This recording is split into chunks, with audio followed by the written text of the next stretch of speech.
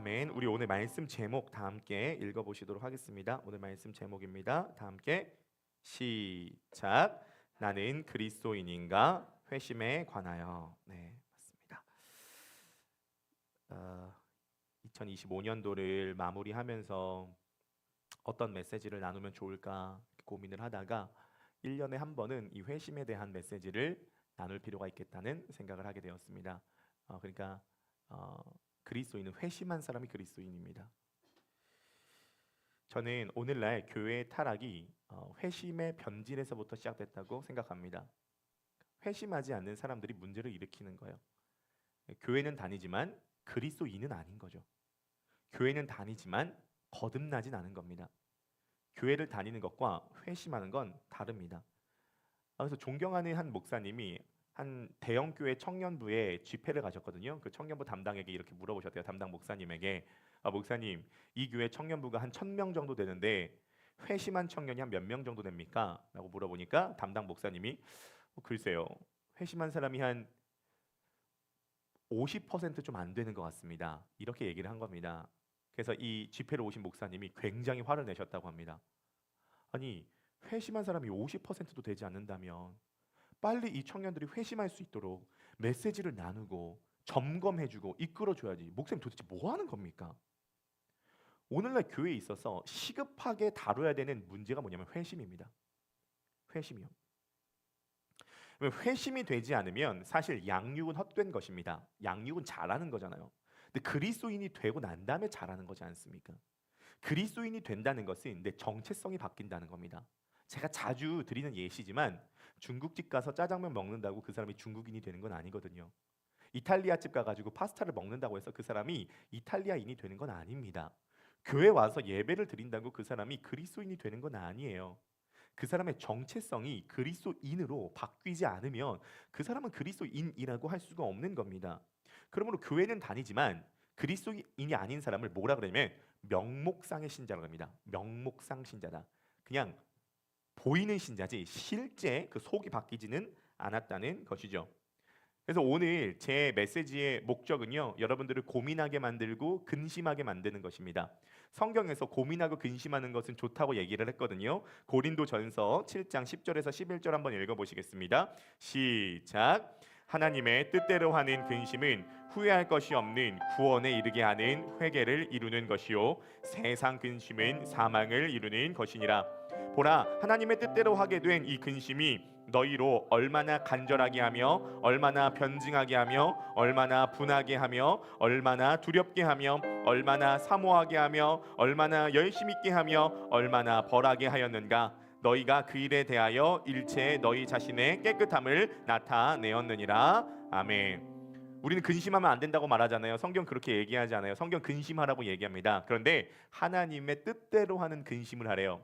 하나님의 뜻대로 하는 근심은 회개에 이르러 구원에 이르고요. 세상 근심은 사망에 이른다고 합니다. 여러분 이제 세상 근심 좀 그만하시고요. 하나님의 뜻대로 하는 근심 좀 해보십시오. 그 하나님의 뜻대로 하는 근심 중에 가장 좋은 근심은 뭐냐면 정직하게 나 자신에게 물어보는 겁니다. 나는 회심했는가? 회심이 뭐죠? 죄로부터 돌이켜 그리스도를 믿는 것. 회개 플러스 믿음을 회심이라 그러죠. 우리 옆에 바라보시면서 한번 물어보시겠습니다. 당신은 회심하셨습니까? 네, 오늘 우리 유튜브로 함께 예배드리시고 말씀을 들으시는 우리 모든 성도님들도 한번 생각을 해보시면 좋겠습니다. 당신은 회심하셨습니까? 당신은 그리스도를 믿습니까?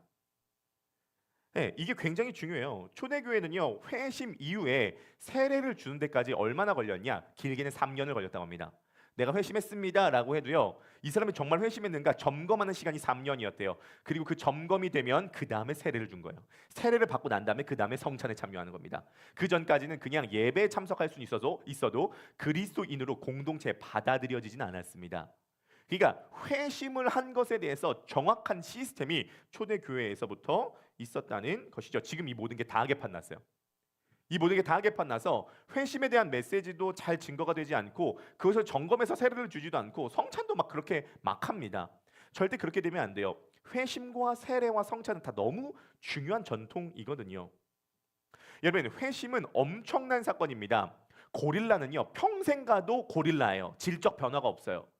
치타는 평생 가도 치타입니다. 질적 변화가 없어요. 그런데요, 인간만이 유일하게 비그리스도인에서 그리스도인으로서 질적 변화가 나타납니다. 회심을 통하여 그 정체성의 변화가 나타나게 된다는 것이죠.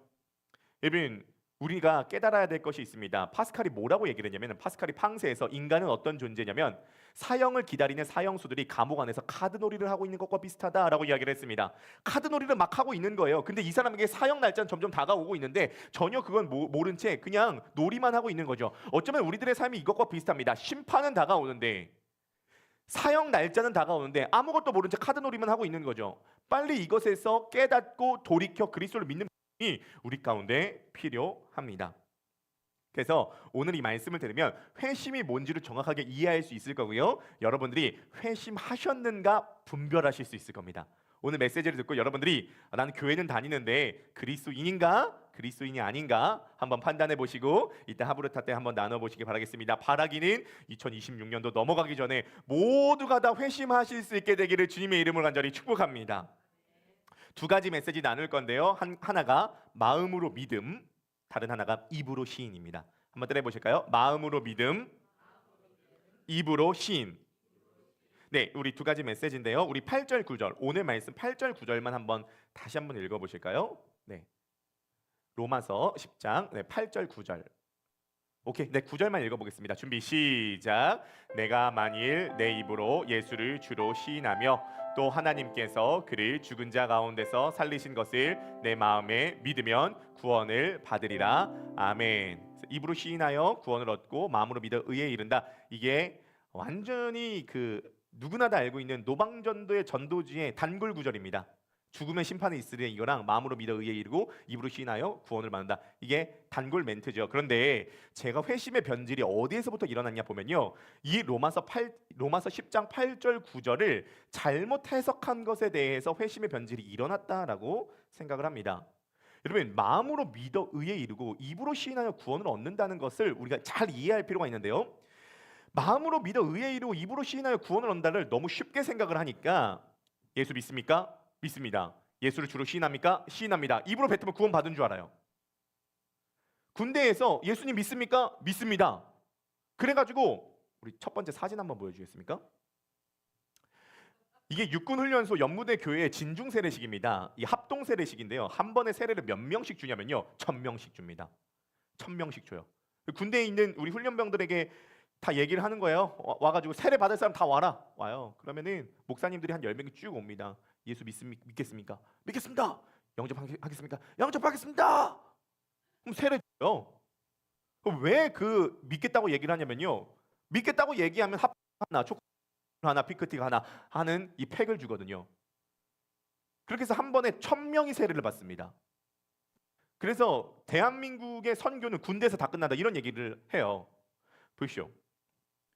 제 생활관에서 10명 중에 9명이 세례 받았거든요. 10명 중에 9명이 세례 받았어요. 한 명은 저가 안 받았어요. 저는 이미 세례를 받았기 때문에. 10명 중에 9명이 세례를 받으러 갔습니다. 그 중에 8명이 그날 저녁 배교하더라고요. 8명이 그날 저녁 원불교에서 맥도날드 준다고 하니까 원불교 가더라고요. 제가 아직까지도 잊을 수 없는 게 그 주에 소총 쏘는 훈련이 있었거든요. 여기서 세례 받은 애가 저한테 물어보더라고요. 종윤아, 나 그러면 이번 주 주일날 저기서 세례 받았는데 나 이제 그럼 죽으면 천국 가? 나 죽으면 천국 가? 그거 물어보더라고요. 저는 그 질문이 오랫동안 남았습니다. 왜? 입으로 시인했잖아요. 마음으로 믿어 의에 이르고 입으로 시인하여 구원을 얻는다고 얘기했으니까 나 예수님 믿습니다. 입으로 시인했으니까 구원 받아야 되는 것 아니겠습니까? 네, 이제 사진 꺼주셔도 괜찮습니다. 여러분, 마음으로 믿는다라고 했을 때 뭘 믿냐면 그리스도께서 내 죄와 죄책을 짊어지시고 십자가에서 죽으신 것과 내게 새 생명을 주시기 위해서 부활하셨다는 것을 믿는다는 거예요. 이게 사람 미치게 만드는 겁니다.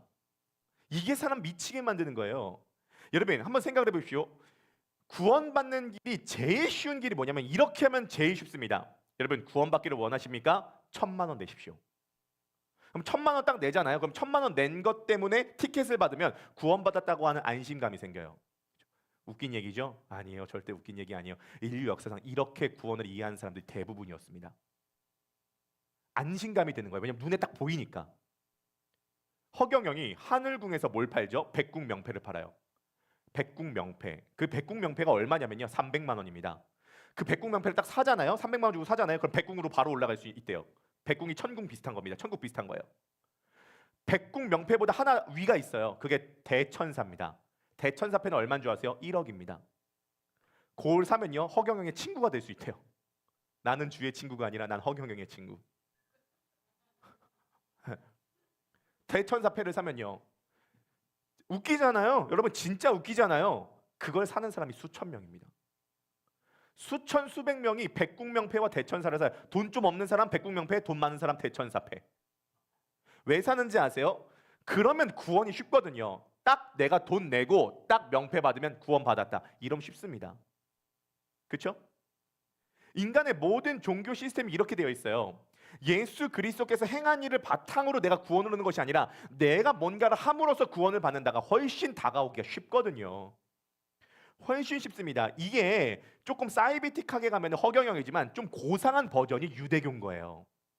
오늘 본문에서 1절, 2절, 3절을 보면요. 한번 1절, 2절, 3절만 읽어보시겠습니까? 준비 시작. 형제들아 내 마음에 원하는 바와 하나님께 구하는 바는 이스라엘을 위함이니 곧 그들도 구원을 받게 하려 함이라. 내가 증언하노니 그들이 하나님께 열심히 있으나 올바른 지식을 따른 것이 아니니라. 하나님의 의를 모르고 자기 의를 세우려고 힘써 하나님의 의에 복종하지 아니하였느니라. 아멘. 이걸 뭐를 의미하냐면은 마치 내가 300만 원 내고 백궁명패를 받아가지고 구원을 받는다는 거 거의 비슷합니다. 내가 금식했습니다. 내가 안식을 지켰습니다. 내가 11조 냈습니다. 내가 하나님의 율법을 다 지켰습니다. 내가 이것을 행했기 때문에 난 구원을 얻습니다. 이게 유대교의 시스템이었다는 거예요. 근데 바울이 뭐라고 얘기를 하냐면은 오늘 이제 5절, 6절, 7절이 굉장히 복잡한 구절처럼 보이지만 내가 율법을 지켜서 구원을 얻는다는 건 뭐냐면은 내가 그리스도를 땅에 내려가서 모셔오는 거나 하늘에서 그리스도를 땡겨오는 거랑 똑같은 거라는 겁니다. 인간의 능력으로는 땅으로 내려갈 수 없고 인간의 능력으로 하늘로 올라갈 수 없듯이 내가 율법 지켜서 구원받을 수 없다라고 얘기를 하는 게 지금 바울의 핵심적인 메시지라는 거예요. 그러니까 어떤 이단 할 것 없이 모든 종교, 불교는 뭐예요? 내가 3000배 했다는 거예요. 내가 3000배에서 도를 깨달았으니까 내가 구원을 얻는다는 거예요. 이게 훨씬 쉽습니다. 왜냐면 내가 한 거기 때문에 정확하게 내가 인지하고 내가 느낄 수 있기 때문에 돈 딱 내가지고 그러니까 중세에서도 내가 돈 내서 면벌부를 사면 구원 얻는다는 거예요. 얼마나 쉽습니까? 그러니까 사람이 거기에 쉽게 넘어간다는 거죠. 그런데 지금 바울이 얘기하는 게 뭐냐면 내가 구원을 얻는다는 것은 내가 행한 어떤 공로 때문이 아니라 그리스도께서 내 모든 죄와 죄책을 짊어지시고 십자가에서 죽으시고 그래서 십자가 위에서 내 모든 죄와 죄책은 끝이 났고 그리스도께서 내게 새 생명을 주시기 위해서 죽은 지 3일 만에 부활하셨다는 것을 믿으면 그 사람은 그 믿음으로 인하여서 구원을 얻는다는 것입니다. 믿는 건 어렵지 않아요. 여러분들이 지금 의자에 앉는다는 것은 의자를 믿기 때문에 의자에 앉아 계시는 거죠. 의자가 무너지지 않을 거라는 걸 믿기 때문에 믿음이라고 하는 것은 이 대상을 신뢰해서 내 전적으로 내가 기대는 것을 의미하지 않습니까? 근데 마음으로 믿는다는 게 뭐예요? 머리로 이것을 안다고 믿는 게 아니에요. 아, 그리스도께서 죽으시고 부활하시고 내 모든 죄와 죄책이 끝났고 내가 새 생명을 얻었구나. 머리로 안다는 게 아니라 마음으로 믿는다는 거죠. 머리로 믿는 것은요. 귀신도 믿는다고 얘기합니다. 야고보서 2장 19절입니다. 다 함께 읽어보실까요? 시작. 내가 하나님은 한 분이신 줄 믿느냐? 잘하는도다. 귀신들도 믿고 떠느니라. 아멘. 귀신들도 교리는 알아요. 하나님이 한 분이시고 그리스도가 하나님의 아들이시고 죽은 자 가운데 살아났다. 귀신들도 압니다. 머리로 아는 게 중요한 게 아니라 마음으로 믿냐고요. 자, 예를 들어서 제가 지금부터 복음이 되는 메시지를 얘기해 드리도록 하겠습니다. 여러분들이 이것을 마음으로 믿는지 한번 보세요. 예를 들어 이런 내용입니다. 복음은 이런 내용이에요. 그리스도는 왕이십니다. 그리스도는 창조주 하나님이십니다. 그리스도는 유일한 구원자이십니다. 그리스도는 유일한 중보자이십니다. 그리스도는 나를 사랑하시는 분이십니다. 그리스도는 내 죄와 죄책을 담당하시려 고난 받으셨습니다. 그리스도는 우리에게 새 생명을 주시기 위해 살아나셨습니다. 우리는 이 그리스도를 위해 살아야 합니다. 여러분 이것을 마음으로 믿으십니까? 마음으로 믿는다는 것은 마음은 인생 컨트롤 타워입니다. 지식, 정서, 의지, 통해서 마음이라 그러죠. 머리로 이해하고 정서로 동의하고 의지로 결단하는 것, 이것을 마음으로 믿는다는 거예요. 여러분, 그리스도의 사건을 마음으로 믿으십니까? 이 마음으로 믿는 사람이 구원을 얻는다는 것이죠. 만약에 제가 말씀드린 이 복음의 내용을 머리로 이해하고 정서로 동의하고 의지로 결단하면 마음으로 믿었기 때문에, 마치 검색 엔진에 내용을 치고 엔터를 눌렀기 때문에 이 메시지가 여러분들 안에 들어갔기 때문에 우리들의 인생은 혁신적으로 바뀌게 된다는 겁니다. 바뀌게 될 수밖에 없다는 거. 이 메시지를 마음으로 받아들이면. 자, 물론 여기서 오해하는 게 있습니다. 회심은 한 번에 일어납니까? 점진적으로 일어납니까? 네, 한 번에 일어나는 경우도 있고 점진적으로 일어나는 경우도 있습니다. 이것을 팍회심, 서서히 회심이라고 부를게요. 팍회심도 있고 서서히 회심도 있어요. 예를 들어서 팍회심한 사람 누구냐면요, 사도 바울 같은 사람. 담메색에서 주님 한번 빵 만나가지고 빡 회심해서 빡 인생 달라진 사람. 그러나 예수님의 12제자는 다 서서히 회심한 사람들입니다.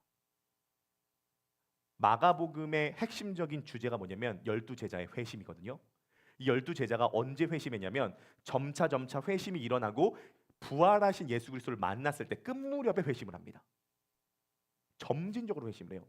그래서 마가복음을 자세히 보면요, 예수님께서 눈 멀고 귀 먹은 병자들을 치유하신 장면이 많이 나오거든요. 그런 장면이 왜 굳이 마가복음에 많이 나오냐면, 이 눈 멀고 귀 어두운 이 병자들을 치유하고 난 다음에 예수님께서 제자들 보고 뭐라고 얘기를 하셨냐면, 너희가 보아도 보지 못하고 들어도 듣지 못하는구나, 이 얘기를 하세요. 이건 뭐를 의미하냐면, 이 보아도 보지 못하고 들어도 듣지 못하는 시각장애우와 귀머거리가 제자들의 모습이라는 거예요. 이해가 되십니까? 그러니까 회심하기 위해서 이 메시지에 대한 이해가 필요한데, 이 이해를 하지 못하는 제자들을 바라보시면서 예수님께서 너희는 보아도 보지 못하고 들어도 듣지 못한다, 이렇게 이야기를 하는 거죠. 여러분, 회심은 점진적으로 일어납니다. 여기 회심한 사람도 있으실 거고 회심의 과정 중에 있으신 분도 있으시겠죠. 그러나 중요한 건 이 복음에 대한 메시지에 대해서 마음으로 믿는 게 중요해요. 우리 G코드 한 번만 좀 잡아주겠습니까? 제 마이크 소리 혹시 조금만 더 올려주시겠어요? 아주 조금만. 하나님 어린 양 독생자 예수 날 위해 죽으신 주님,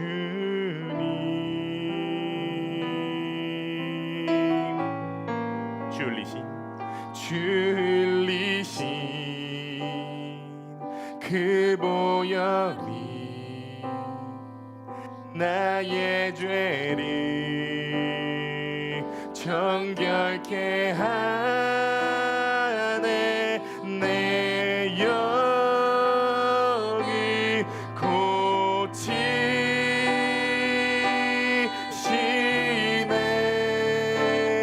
송축하리라.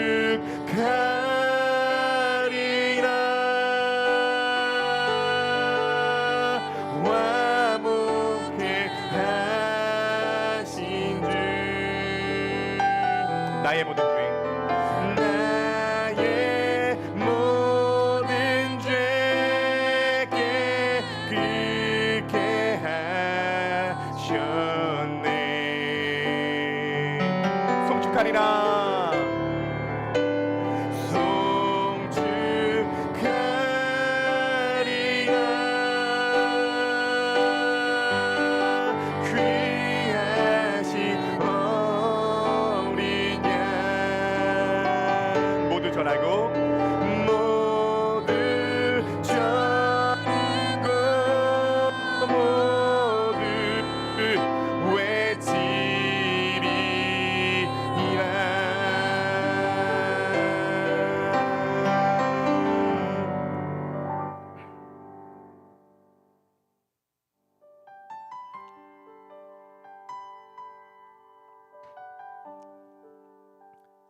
그리스도를 마음에 믿는 사람들에게 나타나는 특징이 있습니다. 그게 뭐냐면요, 입으로 시인한다는 거예요.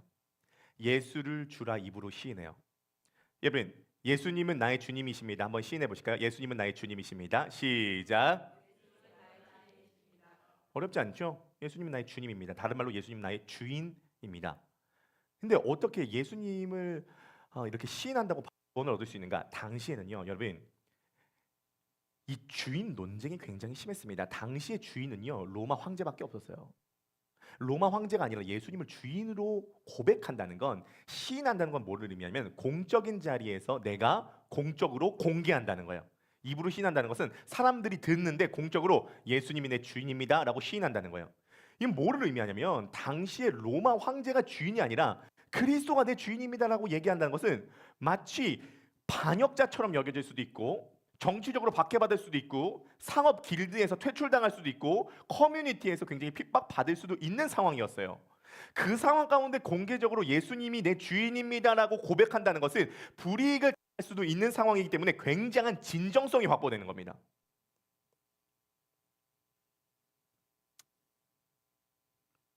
여러분, 1세기에 로마 시민이 회심하고 난 다음에 어떻게 살아났는지 굉장히 궁금하지 않으십니까? 근데 로버트 뱅크스라고 하는 학자가 1세기 어느 로마인의 회심자의 하루에 대한 책을 썼어요. 2000년 전에 이 로마의 한 부유층이 회심하고 난 다음에 하루를 어떻게 살았는가를 철저한 고증을 통하여서 이제 적은 건데요. 내용이 굉장히 좋습니다. 나중에 여러분 한번 읽어보시면 될 것 같은데요. 뭐 예를 들어서 이 사람이 회심하고 난 다음에 목욕탕을 가가지고 남자들이랑 함께 얘기를 하는데 남자들이 막 음담패설을 해요. 막 아내와 그다음에 종들을 굉장히 도구 취급하는데 여기서 이 주인공 이름이 푸블리오스거든요. 푸블리오스는 저는 평생 아내만 사랑할 겁니다. 뭐 이런 얘기를 하기도 하고요. 당시에 노예는 그냥 짐승이나 도구였는데 노예와 함께 식사를 하는 장면이나 이런 장면들이 나옵니다. 근데 푸블리오스가 한 번은 다른 로마 시민 귀족에게 저녁 식사를 초대받아요. 근데 그때 당시가 어떤 직후냐면 로마의 대화제가 일어난 직후입니다. 이 대화제가 일어나고 난 다음에 당시 황제였던 네로 왕제가 이것을 어떻게 처리하느냐에 대한 담소를 나누는 장면입니다. 그 장면을 제가 잠시 인용해 드리도록 할 텐데 한번 들어보세요. 잔이 다시 우리 사진 한번 보여주겠습니까? 네. 잔이 다시 채워주는 동안 대화가 잠시 멈추었다. 우리는 잔 위에 손을 올려 사양 의사를 표했다. 나깃수가 한쪽에 황제의 두상이 새겨진 동전을 든 채 말을 이었다. 상황이 어떻게 됐든 화재 소식을 듣는 순간 영악한 네로는 화재로 어떻게 돈을 해먹을 수 있을지를 궁금했을 거고 그 빌어먹을 수금을 집어들고 별 볼 일 없는 자작곡들 가운데 하나를 불렀을 겁니다. 네로가 아예 재능이 꽝은 아니죠. 음악 애호가인 브리스가가 말했다. 그럴 수도 있죠. 하지만 그가 화제 관계가 있든 없든 네로는 사람들의 관심을 자신에게서 멀어지게 하는 데는 분명히 도사죠. 여러 사람이 네로에게 책임이 있다고 하니 네로로서는 그 책임을 애써 다른 사람에게 전가하지 않을 수 없었죠. 나기수가 말했다. 그게 과거에나 통했죠. 과거에 다른 때 벌어졌던 일들에 대해서 생각해 보세요. 채무자나 해방된 사람 그리고 작은 아버지 치하에서 유대인에게 일어났던 일들 말입니다. 누군가 맞장구를 쳤다. 다른 사람도 거들었다. 군중에게 어떤 동정심도 사지 못할 대상이라면 두말하면 잔소리죠. 나는 굳이 그들에게 가세하고 싶지 않았다. 하나님은 그들이 누구라 할지라도 도우시나니. 아우렐리아는 후식을 드리라는 신호를 보냈고 대화는 덜 진지한 주제로 넘어갔다. 그러자 그날 저녁 준비한 음식도 다 떨어지고 하여 마르켈루스가 모두에게 통상 하던 대로 잔을 들어 황제에게 바치자고 제안했다. 이럴 때는 신에게나 사용하는 용어를 황제에게 붙이기 때문에 저녁 식사 자리에서 이루어지는 헌주는 유대인이나 그리스도인에게는 참 난처한 부분이다. 우리가 황제에게 경의를 표하는 데는 아무 문제가 없다. 우리는 황제 같은 사람들을 하나님의 종으로 여기기 때문이다. 그들이 그렇게 의식하건 않건 상관없다. 우리는 그들을 위해 기도하며 그들이 공평과 정의를 행하고 보상해 주기를 바란다. 그러나 황제의 신적 지위를 노골적으로 지지하거나 부인하지 않은 채 헌주 같은 것에 참여하기는 참 어렵다. 중략합니다. 끝으로 이 이야기를 마친 후에 나는 잠을 설치지 않을 수 없었다. 계속 반복해서 꿈을 꾸었다. 거리를 행진하는 군화 소리와 쿵쾅거리며 문 두드리는 소리. 가이사의 이름으로 명하노니 문 열어! 라는 고함 소리를 들었다. 지난밤에는 우리 노예 가운데 하나가 군인들이 문 앞에 와 있다고 외치는 소리를 들었다는 생각마저 들었다. 그저 악몽이었을 수 있지만 닥쳐올 일들에 대한 불길한 예감이 아닐까 싶어 걱정을 떨쳐낼 수가 없었다. 편지는 이것으로 마무리가 되고요. 그의 친구 탈루스가 이렇게 이 책을 마무리합니다. 나 탈루스가 친필로 이 편지를 씁니다. 푸블리우스의 이야기는 여기서 그칩니다. 푸블리우스와 유니아는 다음 날 저녁 체포되었지만 다행히 원고는 이미 제게 전달되었습니다. 이 원고의 사본 한 통을 이 일과 그들의 운명에 관심이 있는 분들에게 전달합니다. 결국 네로 황제는 이 로마 화제에 대한 책임을 그리스도인에게 돌렸고, 전혀 예측하지 못하다가 로마의 군인들이 이 회심한 그리스도인들을 잡아갔다는 거예요. 당시에 예수를 주라고 공개적으로 시인한다는 것은 이런 환경에 노출될 수 있다는 거죠. 너무 좀 헤비한 이야기가 아닐까 싶습니다. 그리고 지금 박해 시대도 아니에요. 하지만 그리고 박해 시대에 예수님을 한번 부인하고 황제를 섬기겠다고 말로 했어도 이 사람이 전혀 회심한 사람이 아니냐라고 할 수는 없겠죠. 하지만 이때 당시에 예수를 주로 시인한다는 것은 이런 무거운 의미가 담겨져 있었다는 겁니다. 여러분, 마음으로 예수님을 믿는다면 입으로 예수님을 주인으로 시인한다는 것이에요. 이런 생각을 들 수 있겠죠. 오늘날 나는 황제를 섬기지 않습니다 라고 말할 수 있습니다. 그러나 오늘날 우리가 섬기는 주인은 따로 있죠. 누구예요? 나 자신입니다. 우리가 오늘날 황제를 섬기지 않지만 나 자신을 섬기죠. 여러분, 주인을 모신다는 것에 지금부터 말씀드리도록 하겠습니다. 주인을 모신다는 건 뭐를 의미하냐면, 이 사진은 내려주셔도 좋습니다. 주인을 모신다는 건 뭐를 의미하냐면 내가 종이 된다는 거예요. 주인을 모신다는 건 내가 종이 된다는 겁니다. 그러니까 모든 것을 내가 원하는 대로 선택하는 시대잖아요. 내 주인은 납니다. 근데 그리스도를 주인으로 모신다는 건 뭐를 의미하냐면은 내가 종이 된다는 거고, 종이 된다는 것은 뭐를 의미하냐면은 극단적으로 얘기해서 내 인생의 선택권이 없어진다는 것을 의미해요. 내 인생의 선택권이 없어진다는 것을 의미합니다. 그러니까 회심이 뭐냐면 주권이 내게서 그리스도에게로 옮겨간 사람, 이 사람들이 회심자예요.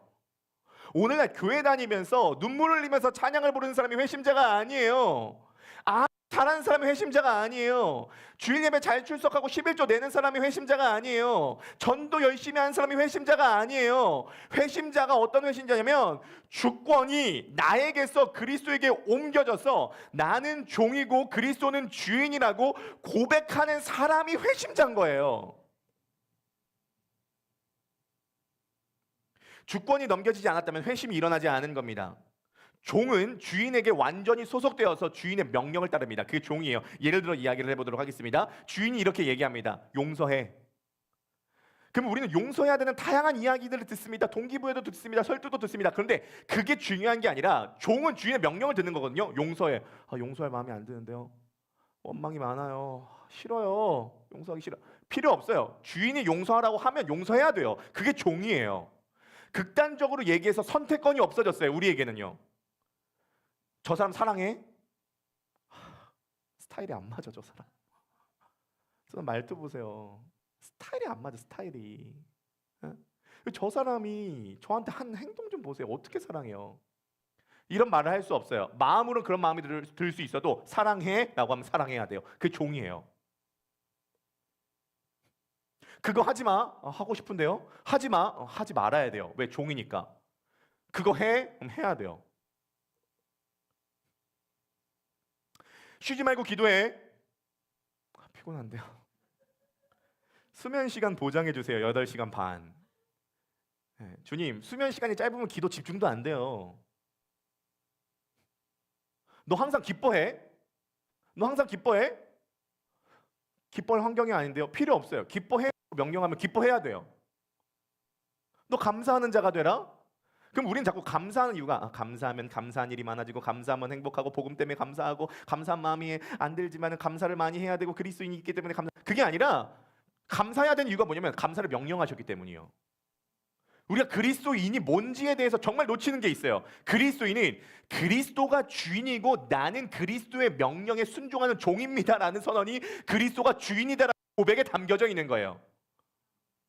그러니까 그리스도인을 지금부터 말씀드릴게요. 이걸 듣고 난 그리스도인 안 하겠다고 하면 안 하시면 돼요. 어차피 성령의 역사니까. 안 믿고 싶으면 믿지 마세요. 그리스도인이 된다는 건 뭐를 의미하냐면 시키는 거 하는 존재가 되었다. 그리스도인이 된다는 건 시키는 거 하는 존재가 되었다. 그리스도가 시키는 거 하는 존재가 된 거예요. 요즘엔 자유민주주의 시대잖아요. 내 인생을 내가 생각하고 내가 파는 그거 아니에요. 자꾸 자유민주주의의 일반 사람들이 생각하는 그리스도인을 동일하게 생각하지 마세요. 그게 아니에요. 우리는 그냥 사랑해라고 하면 사랑하는 거고 용서해라고 하면 용서하는 거고. 이 얘기를 하면서도 저 스스로 엄청 부담되네요. 나 설교자라서 설교하는데 엄청 부담. 왜 우리가 가서 전도해야 되죠? 예수님께서 너희는 가서 모든 족속으로 제자를 삼아 아버지와 아들과 성령의 이름으로 세례를 베푸고 내가 너희에게 분부한 모든 것을 가르쳐 지키게 하라라고 명령하셨기 때문에 전도하는 거예요. 그 명령을 하셨잖아요. 성경 공부가 왜 중요하냐면 종은 명령한 대로 수행하는 게 종인데 뭘 명령하셨는지를 정확하게 알아야 오늘날 적용을 하기 때문에 성경 공부가 중요한 거예요. 성경 공부는 지식을 알기 위해서 성경 공부를 하는 것이 아니라 종은 주인의 명령대로 따라가는 존재이기 때문에 뭘 명령하신지 알아야 되잖아요. 그래서 성경을 공부하는 거죠. 모르면 순종할 수가 없으니까.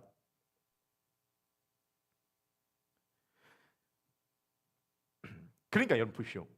제가 좀 로망이 있는데 설교를 하잖아요. 설교를 할 때 여러분들을 설득도 하고 동기부여도 하고 말씀 해석도 하고 예화도 하고 합니다. 근데 좀 이런 로망이 있어요. 어떤 로망이냐면 오늘 본문은 기도하라고 하는 본문입니다. 기도합시다 하고 설교를 끝내는 거예요. 그러면은 끝나는 거예요 원래. 오늘 본문은 사랑하라고 하네요. 여러분 사랑하지 못하는 그 사람 사랑합시다. 설교 끝내는 거예요. 오늘 본문은 전도하라고 하네요. 전도합시다. 한 주 동안 전도하세요. 끝나는 거예요.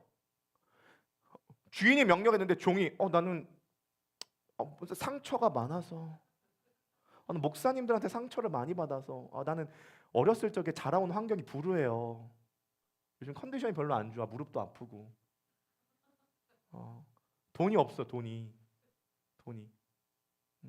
마음이 안 내켜요. 요즘에 많이 피곤해요. 그런 게 없어요. 그런 게 없어요. 일일이 설득하는 게 아니에요. 설득하는 게 아니에요. 고린도전서 6장 19절에서 20절입니다. 제가 과한 이야기를 하는 게 아니에요. 다 함께 읽어보시겠습니다. 시작. 너희는 너희 자신의 것이 아니라 값으로 산 것이 되었으니 그런즉 너희 몸으로 하나님께 영광을 돌리라. 아멘. 그러니까 그리스도인 되고 싶으면 되고 되기 싫으면 마세요. 그리스도인이 된다는 건 내가 그리스도의 종이 된다는 거예요. 그래서 그리스도인을 정리하도록 하겠습니다. 그리스도인은 그리스도가 시키는 거 하는 존재들. 우리 나름대로 머리에 그림을 그려가요. 그죠? 아들 하나, 딸 하나 낳고 서울에 자가 적어도 40대 중반에는 얻고 아들, 딸 잘 초등학교, 중학교 잘 보내서 대학교 잘 보내고 남편에게 사랑받고 그러면서 주일날 예배도 좀 드리고 그런 좀 화목하고 단란한 가정을 꾸려야. 종에게 그런 그림이 어디 있어요? 이런 게 틀렸다는 것이 아닙니다. 아들 하나, 딸 하나 낳고 단란한 가정을 꾸리세요. 목회를 하면은 설교로 이렇게 하고 교회는 이렇게 커지고 이런 유명한 목사가 되고 이렇게 목회. 그런 그림을 왜 그려요?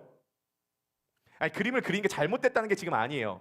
주님께서 우리들에게 자유의지를 우리 기도해 주셨던 거 자유의지를 주시 계획하고 그대로 나아갈 수 있어요.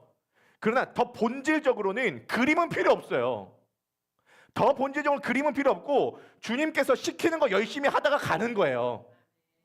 주님께서 시키는 거 열심히 하다가 주님께서 결혼의 길을 열어주시면 가면 되는 거고 자식 주시면 열심히 키우면 되는 거고 목회에서 은혜 주시면 그대로 열심히 하는 게 되고 시키는 거 열심히 하면 되는 거예요. 그게 종인 거예요.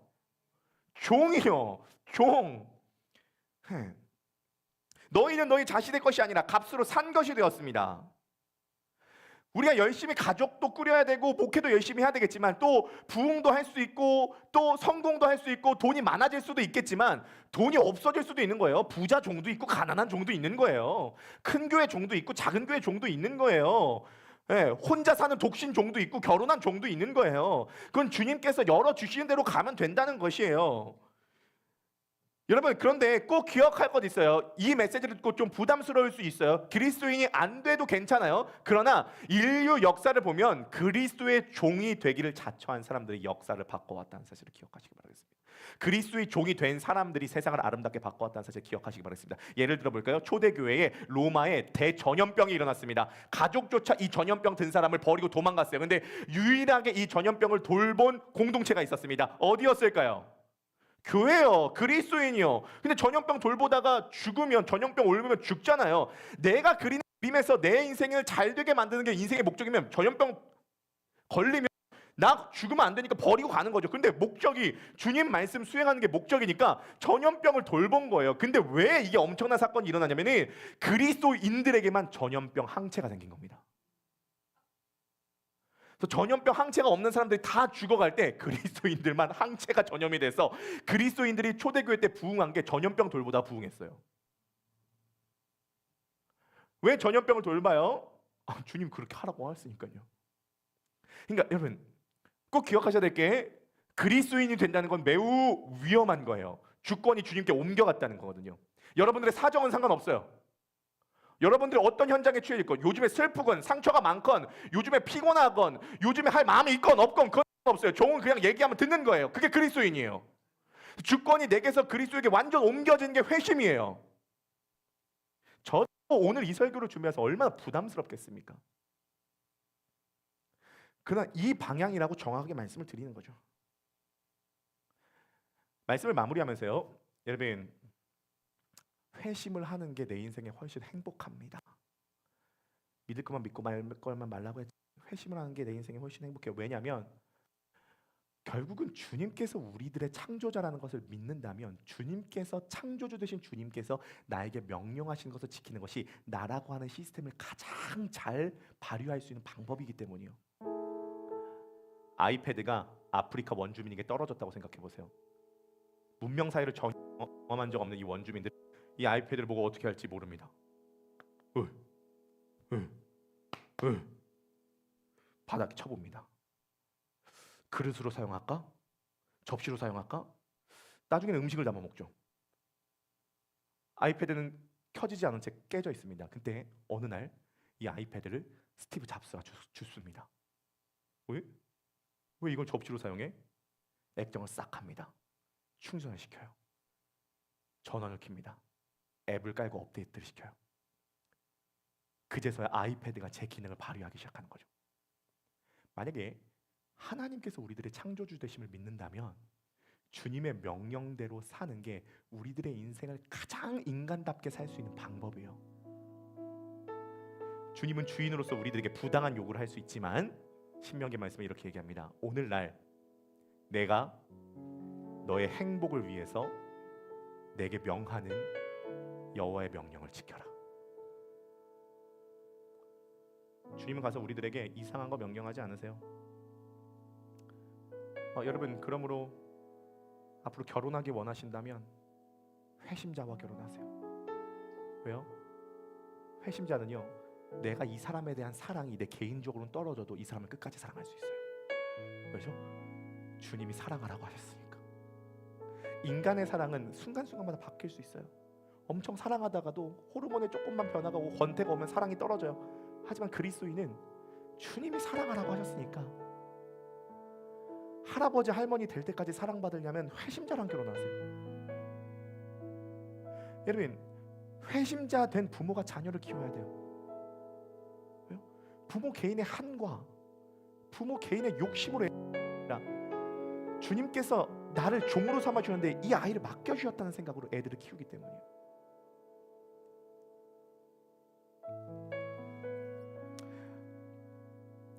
주님께서 우리들의 행복을 위해서 명령하신 명령을 종으로서 지키시길 바랍니다. 우리가 모시는 주인은 우리를 위해서 발을 닦으시고 우리를 대신에 죽어주실 만큼 우리를 사랑하시는 분이세요. 여러분 말씀을 들으면서 여러분들이 그리스도인이 되기를 원하시고 결단하신다면 지금 찬양을 하고 기도를 하면서 주님 앞에 간구해 보시기 바라겠습니다. 왜냐하면 아무도 성령이 아니고서는 예수를 주시라 고백할 수 없다고 말씀하셨기 때문이에요. 지금 이 시간 우리가 함께 찬양하고 기도할 때 성령님 내 마음에 오셔서 예수 그리스도를 주인이라고 고백할 수 있는 주님 그 고백의 역사가 일어나게 하여 주옵시고 이 마음으로 그리스도와 그리스도의 사건을 믿을 수 있도록 도와주시옵소서.